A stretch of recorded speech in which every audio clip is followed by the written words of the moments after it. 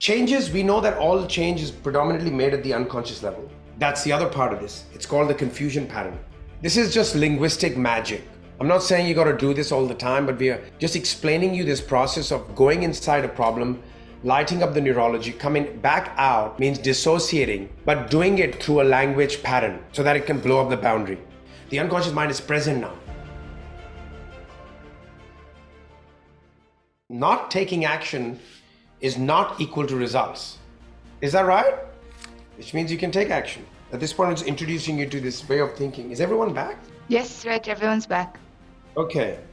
There's a thing called confusion pattern. What it does is, in general, access changes. We know that all change is predominantly made at the unconscious level, all lasting change. Even though you may think it's conscious, it may be starting with willpower, but the change is made at the conscious level. So whenever you're trying to create any change for anybody, the more access you have to the unconscious mind, the part of them that makes the change, the better. And confusion pattern, what they do is they open up the unconscious mind. The unconscious mind is present now. That's the other part of this. It's called the confusion pattern. And that can help loosen the grip on the problem, just as you get access to it. Someone said to me once, I have a couple of examples written. Someone said to me here at the training, I'm petrified of driving on hilly roads, super hilly roads. I'm petrified. I said, what are you not petrified of when driving on hilly roads? That includes the courage you have inside of you. Or someone once said to me, I have nowhere to be. I ran a live training and this person was saying, I said, can you give me a problem? They said, well, I don't have anywhere to stay tonight. I said, what haven't you thought about? That could be somewhere to stay. That could be really comfortable that you haven't thought about. And he said, oh, one of those hostels. Or a more advanced version of that is, what haven't you thought about that's somewhere to stay that could be really comfortable if you wanted to make it that way? In the process of them considering it, you have access to the unconscious mind and you basically made a suggestion right there. And trust me, most people don't stop and say, what do you mean? What are you asking? And even if they do, it's possible that their pattern has been interrupted. So this is can I hear from somebody? What questions do you have? What did you learn? What do I need to know from that? I'm going to show you practical application of that now. And then you'll be like, oh, you had to put us through this. You'll get it pre-packaged. But I think it's fair that we get you to work on that first and try and use your own thinking. So does anyone have feels that a problem is somewhat loosened, the grip on it? Or are you confused about the problem itself now? Who's got a good example to share? Anyone? Or we've come out more confused? Rick, what happened in there? Were you able to ask something interesting or? Oh yeah, we discussed a couple things. And I think the one thing that I see is something that is the arbitrary of dividing A and B. So when I divide it, I usually take the first couple words, the words to the verb, right? For like, I have this as a problem. I take the I have, put that on the A, and the rest of it goes to the B. And then it was prepositions. Like he says, I have a problem. So I can't really use I not have a problem. I have to use, the reverse, like you don't have a problem, or something like that. So it was just kind of wordsmithing the formula and then trying to add the words for more flair, I guess. Yeah, because really where we wanted to get to is that we can ask a question just applying that coordinates that could have loosened. So what don't you have that is not a problem? Or what haven't you thought about that is not the problem? Or what are you not thinking of that could be the not problem? See, and that's probably another thing is knowing that the A, B's, and B's are supposed to come up with a question related to their issue. That's ideal, like if you did that. But if you're just playing around with the quadrants, that's fine too. That's fine too if you're just putting it through, breaking it out. No worries. Josh? So the one that was said was looking forward to riding my bike. Could you change that to riding others' bikes, or is that changing it too much? Ideally, they should have given you a problem. This sounds like not a problem. Okay, because that was just a bit confusing, that's all. That's okay. That means your unconscious mind is here now and learning even more. Emerson, what about you? Did you run into an interesting one? Yeah, kind of. I'm having trouble meeting protein goals. And Okay. so I was trying to do the non-mirror image reverse. Yep. And I kept it simple at first. What wouldn't happen if you didn't meet, or if you didn't have trouble meeting your protein goals? Simple, right? Yep. But then I wanted to play with it more, and I couldn't formulate how to twist it in my mind. But I like that one. What wouldn't happen if you didn't meet your protein goals? Yeah. Well, you're not going to die. You're going to say, I'm not going to die. Right? Right. That's what wouldn't happen if you didn't meet the goal. Yeah. That's a good one. That's a good frame to have put it in. What about Monica and Max? Did you get an interesting result at all, or leave someone severely confused? I actually worked with Erin in I went first, and when I did it, after she went, my brain like reconnected something. So then I went again, and it made more sense for me to do it. Like when I asked the questions, like what would happen if you didn't have time and didn't have the problem, right? But like she was talking about billing. What if you had not time and no problem? It was like, I finally got it, like, oh, that's so interesting to ask that. But that was what really opened it up for her. She was like, oh my gosh, I have the answer. Oh, she did. Oh, wow. Amazing. Okay. Really, what we are saying is we are starting the journey of what I was saying. You have a problem. It has a boundary. You will remember from practitioner, associated and dissociated. What we are doing is we're associating the client or a person first only to dissociate. Associate, golden rule of NLP, everybody write that down. Present state associated, desired state dissociated. So if Rick said to me, I have a serious problem, I said, what do you have that's not a serious problem? Right? He's associated right now, and I'm dissociated him because his mind has to go to the not problem now. And the theory is, linguistically, if you can go inside the problem, have the person light up the neurology, then deliver a language pattern inside there, which has certain presuppositions built into it, only to then come out of it, it can blow out the boundary of a problem. Just so you know, that's the theory. So you're going inside, you're lighting up the problem, the neurology, delivering a language pattern that disturbs the current setup of the problem, and then you dissociate. You come back out by directing the IRs to a new direction. So Cartesian is one way to do it. So have a look at this. Your boundary, by someone telling you their problem or you talking about their problem, you're going inside their problem, and by saying something like, what are you not thinking about? What haven't you thought about? What would happen if you didn't?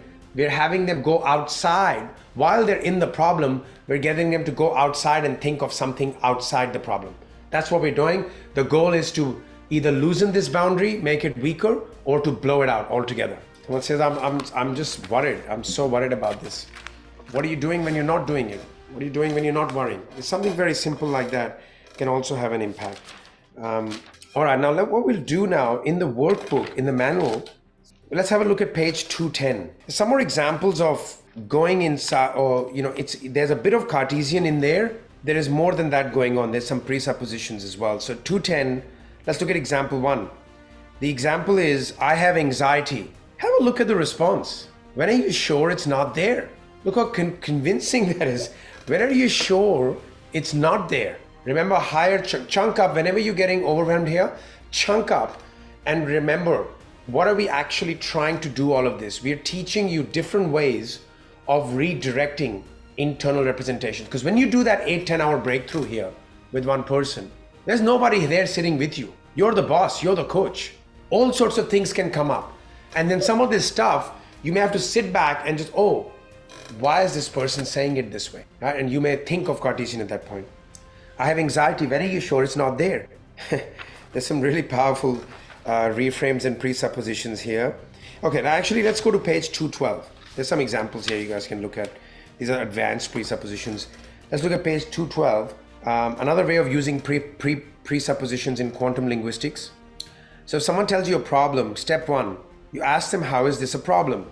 Make sure you understand how the problem could be a problem. Then we identify the presuppositions in the problem, and then we structure several responses as questions. Now, the step 3 is the most important one. I just wanted to bring this process into your awareness. Associate present state, dissociate present state, associate to resources, associate resources to present state, and future phase. I think I can best explain that with an example. Okay, so let's look at these steps. In step 3, there's 5 steps. This is just linguistic magic. I'm not saying you got to do this all the time, but we are just explaining you this process of going inside a problem, lighting up the neurology, coming back out means dissociating, but doing it through a language pattern so that it can blow up the boundary. So someone says, I bite my nails a lot. I'll say, how is that a problem? And they say, well, it makes me feel bad and it also makes me feel ugly. Okay. What I would do is, let's do the first bullet point of step 3. I'll say, as you think about biting your nails, knowing it makes you feel bad and ugly. Now, am I associating them in the problem by saying that? I am, aren't I? I'm saying, as you think about how it makes you feel bad and ugly when you're biting your nails, now I have to dissociate. So almost using like a Cartesian logic here. When you're not stressed and not biting nails, I'm directing the IR to think about when they're not doing it. What are you doing? Bullet point 3, associating them to resources.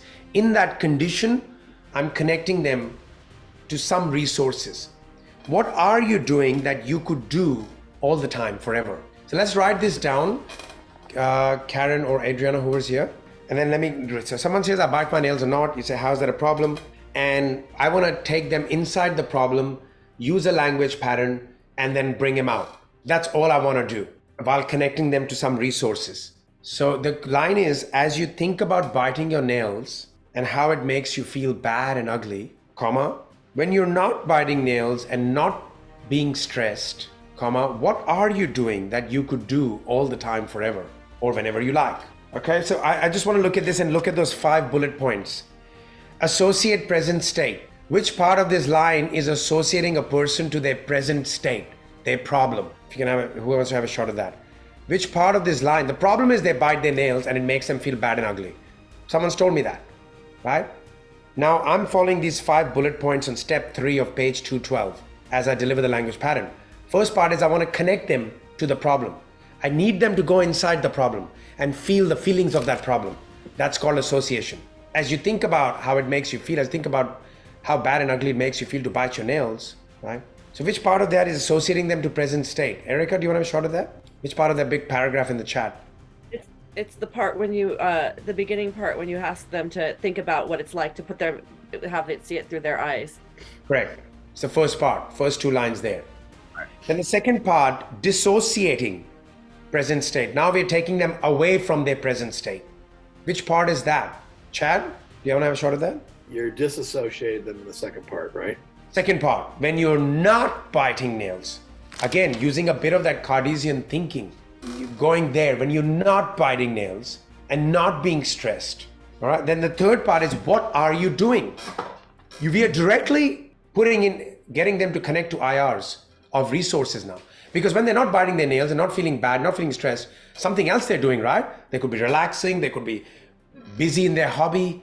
What are you doing? And then we're saying that you could do all the time or do it more of the time into the future. That's called associating them in the future. All right, that's just an example of that. Now I'm going to show you some pre-packaged ones. That'll help a little bit more.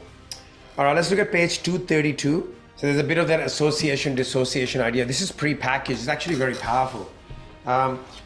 So I'm looking for someone who's got a small to medium problem, just for a demo. This can literally be delivered in the way that it's written.